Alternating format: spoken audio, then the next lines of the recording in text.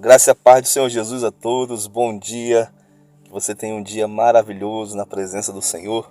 Aqui é o Luciano Franco, eu quero deixar uma mensagem que está em Colossenses 4, no versículo 12 ao 13, que diz: Epáfras, que é da igreja de vocês, manda saudações. Ele é um servo de Cristo Jesus, que está sempre lutando por vocês em oração, para que vocês se conservem maduros e plenamente convictos em toda a vontade de Deus.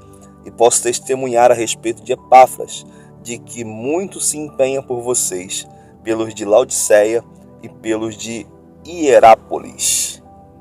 Epáfras, ele é conhecido na Bíblia, como um homem frutífero. Paulo cita algumas vezes sobre Epáfras que ele estava constantemente, em oração pela igreja de Colossos.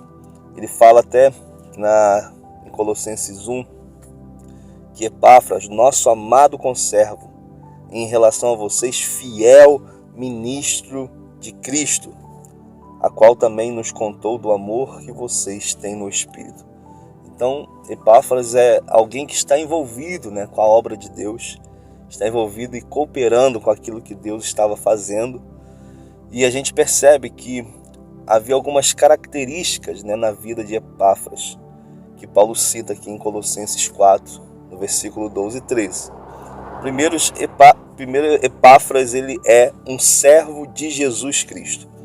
Primeira coisa, para a gente fluir naquilo que Deus quer de nós, é a gente entender que a nossa vida está submetida totalmente à obra de Cristo, ao poder de Cristo, ao senhorio de Cristo.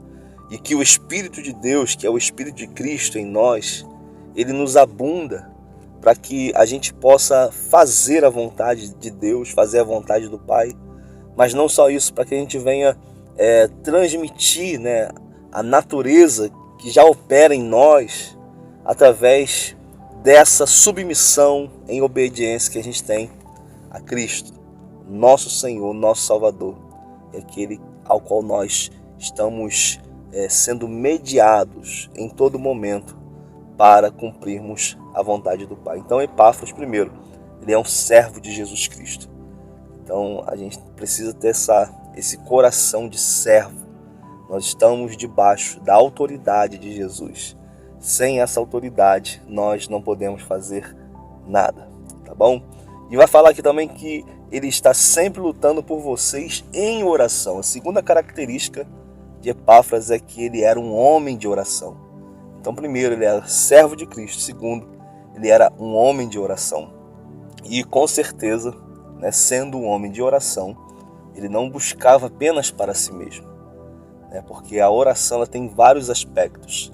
E aqui a Bíblia está falando que ele constantemente lutava pela igreja de Colossos em oração. Paulo chega até a acrescentar por Laodiceia e pelos de Hierápolis.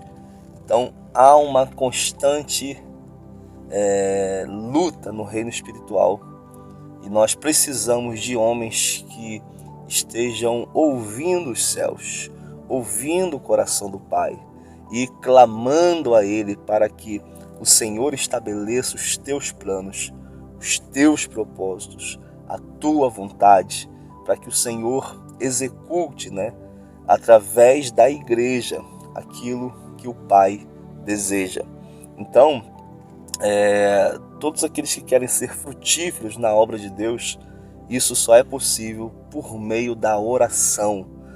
Orar pela igreja não é algo opcional para um pastor e também para todos aqueles que pertencem à igreja. Todos precisam estar constantemente, porque você vê que Epáfras ele se torna um modelo, ele se torna um padrão para essa igreja. E a gente também precisa, como ministro, se tornar um padrão para os fiéis. E da mesma maneira, os fiéis vão ser exemplos para aqueles que chegam. E quando nós estamos nesse lugar de oração, é que as coisas acontecem, é que a graça de Deus abunda o nosso ser. E isso se torna algo tão gostoso e tão fundamental para o nosso dia, que a gente acaba criando um hábito, uma rotina, em que não é um peso estar orando. Claro que tem dias que a gente vai guerrear em oração. porque a nossa carne não vai querer orar, mas com certeza os dias de refrigério, os dias de deleites serão maiores, porque estar na presença de Deus traz uma abundância, né, de alegria para o nosso ser. E Epáfras, ele fazia isso, ele guerreava, ele perseverava em oração e tinha um propósito, né? Para que ele guerreava em oração?